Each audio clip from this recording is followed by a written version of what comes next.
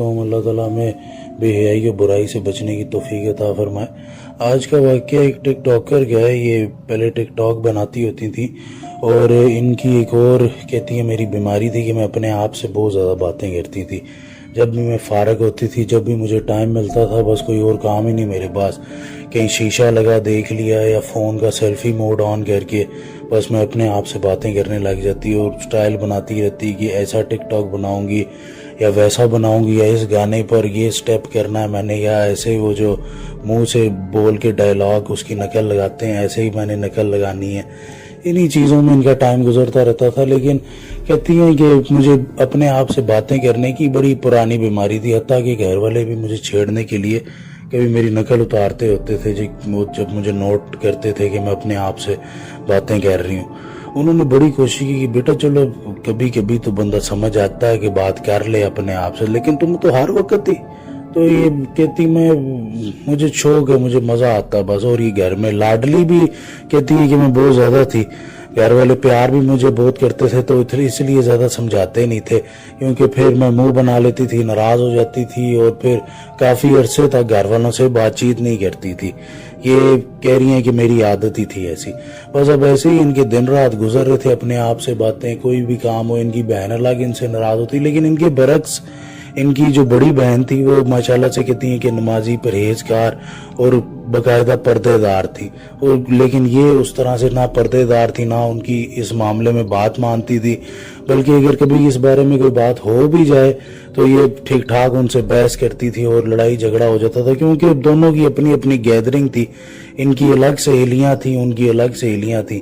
تو بس ایسے ہی ہوا. پھر جو والد صاحب تھے وہ سوئی گیس کے محکمے میں بڑی اچھی پوسٹ پہ تھے اور ٹھیک ٹھاک ان کا گزارا مزے سے ہو جاتا تھا. اپنا گھر بھی تھا بڑا. اس کے علاوہ وہ سائیڈ بزنس بھی کرتے تھے، کیونکہ وہ جلدی آ جاتے تھے جاب سے. سائیڈ بزنس پراپرٹی کا کرتے تھے. تو انہوں نے ایک دن کہا کہ شاید ہمیں مکان بدلنا پڑے گا. تو انہوں نے کہا کیونکہ ہم مکان بدلتے رہتے تھے اکثر، وہ کہ جو میرے پاپا تھے انہیں کوئی ڈیل ملتی تھی تو وہ کہتے تھے یہ نہیں اب ادھر جانا پڑے گا، اب ادھر جانا پڑے گا.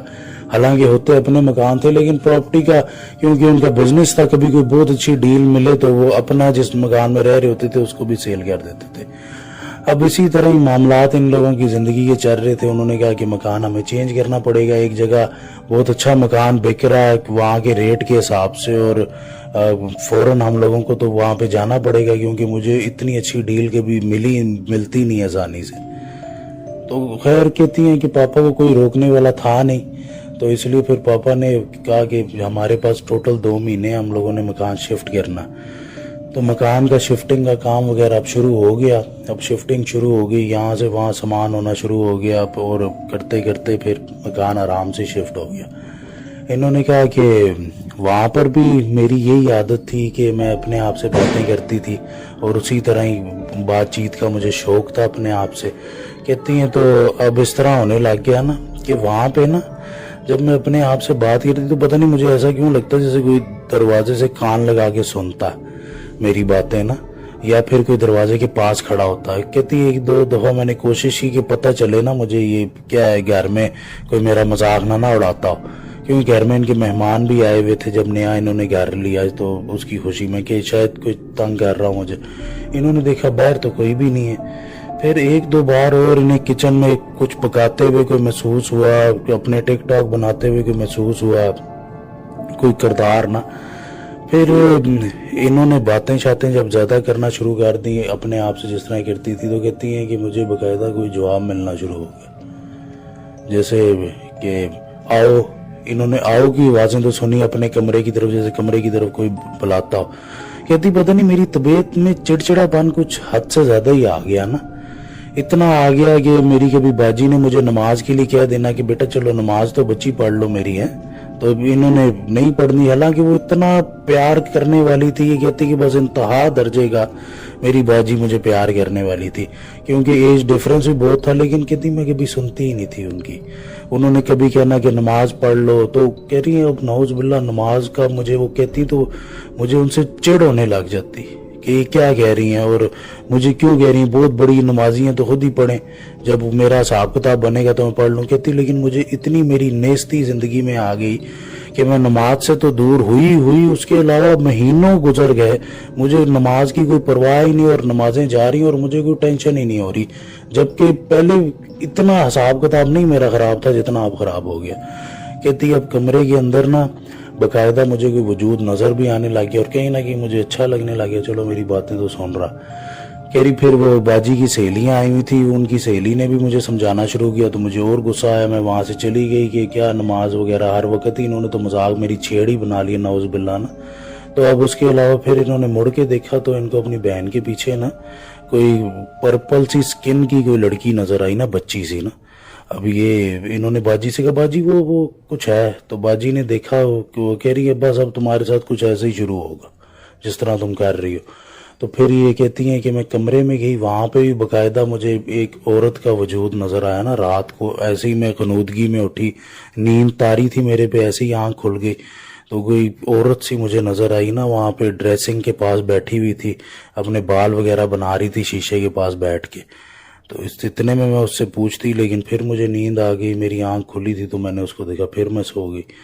تو پھر کہتی ہیں ایک دفعہ گھر والے نا کہیں پہ جا رہے، انہوں نے کہا کہ ہم لوگ اس طرح شادی پہ جا رہے ہیں تو تم تیار ہو جاؤ۔ کہہ رہی بس میرا دل ہوا کہ میں نے نہیں تیار ہونا۔ اب کہہ رہی ہیں کہ ایک دفعہ میں شیشہ دیکھ رہی اور میرے دیکھتے دیکھتے ہی نا شیشہ خود بخود ٹوٹ گیا۔ اب اس نے ان کو ڈرا تو دیا، لیکن کہہ رہی ہیں کہ میں تھوڑی چڑچڑی ٹائپ کی تھی، لیکن اس طرح مجھے اتنا ڈر نہیں لگا اس طرح سے۔ اور بات میں نے ایسی ٹال دی کہ شاید اس لیے ٹوٹ گیا ہوگا، اس لیے کیونکہ ان دنوں گھر والوں سے میری تھوڑی سی ناراضگی چل رہی تھی، میں جلدی کہہ رہی ناراض ہو جاتی تھی۔ تو اب اسی طرح کا معاملہ ہوا، شیشہ خود بخود ٹوٹ گیا۔ اس کے بعد اوپر سے تھوڑی سی چیزیں گری نیچے، وہ بھی بالکل ان ایکسپیکٹڈلی، لیکن انہوں نے اگنور کر دی۔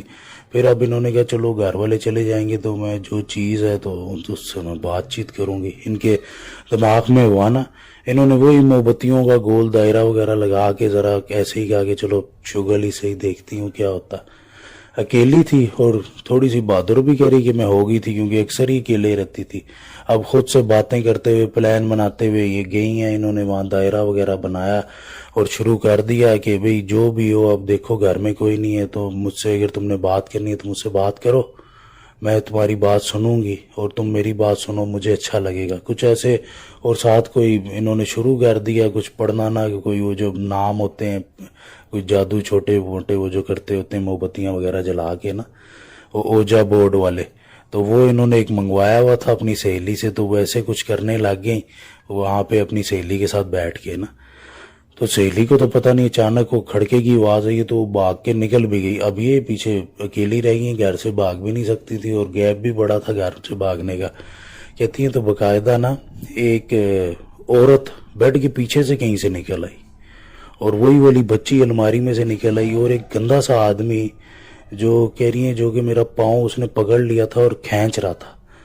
اب اس وقت نہ کہہ رہی ہے میرا دل کیا کہ میں کلمہ پڑھوں، آیت الکرسی پڑھوں، لیکن مجھے آیت الکرسی اور کلمے کی جگہ اپنے ڈائلاگ یاد آ رہے جو میں ٹک ٹاک پہ بولتی ہوتی تھی، وہ چیزیں یاد آ رہی ہیں۔ اور اس کے علاوہ مجھے کلمے کا پتہ ہی نہیں کہ میں نے کبھی زندگی میں یاد بھی کیا تھا، پڑھوں تو لا الہ ایسے، مطلب کہ نعوذ باللہ صحیح نہیں نکل رہا۔ بہت کوشش کی انہوں نے پڑھنے کی، کہتی میں رونے لگ گئی، لیکن کہیں سے مجھے سمجھ نہیں آیا۔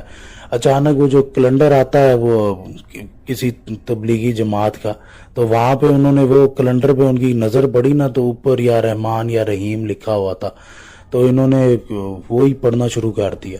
اب وہ پڑھنا شروع کر دیا اور آنکھیں ان کی بند ہو گئی۔ اب جب ان کی آنکھیں بند ہوئی اور انہوں نے وہ پڑھنا شروع کر دیا اور تکلیف میں رونا شروع کر دیا اور اونچا اونچا پڑھنا شروع کر دیا، تو کہتی تھوڑی دیر کے بعد دروازہ کھلا اور میری پھر بڑی بہن آئی، انہوں نے مجھے سنبھالا اور انہوں نے مجھے پھر حوصلہ دیا۔ میری طبیعت بھی بڑی خراب ہو گئی تھی، پھر مجھے ہسپتال لے کے گئے، وہاں سے پھر میں تھوڑی سی جب میری طبیعت وغیرہ سیٹ ہوئی تو پھر میری باجی نے مجھے کہا کہ یہ جو بھی تمہارے ساتھ مسئلہ ہوا اس کو چلو چھوڑو، یہ جو ٹک ٹاک اکاؤنٹ ہے یہ پہلے اپنا ڈیلیٹ کرو۔ جو انہوں نے بتایا باجی کو بعد میں کہ جی میرے ساتھ اس طرح بھی مسئلہ ہوا، یہ بھی، تب بھی انہوں نے ساری باتیں سنی، کہتی پہلے اسے ڈیلیٹ کرو۔ اگر میری بہن ہو نا، کل جب تم ڈر رہی تھی تو مجھ سے وعدے کر رہی تھی کہ جو آپ کہیں گی میں مانوں گی، اس کو ڈیلیٹ کرو۔ انہوں نے وہ ڈیلیٹ کروایا ان سے، اور اس کے بعد یہ توبہ بھی کہا کہ توبہ بھی کرو، کیونکہ ان کا تعلق بھی کسی مذہبی جماعت سے تھا جو ان کی باجی تھی، تو وہ بھی وہاں پہ اجتماعات جو جمعرات وغیرہ کے ہوتے ہیں وہ بھی اکثر اٹینڈ کرتی تھیں اور وہاں کی نگران بھی تھیں۔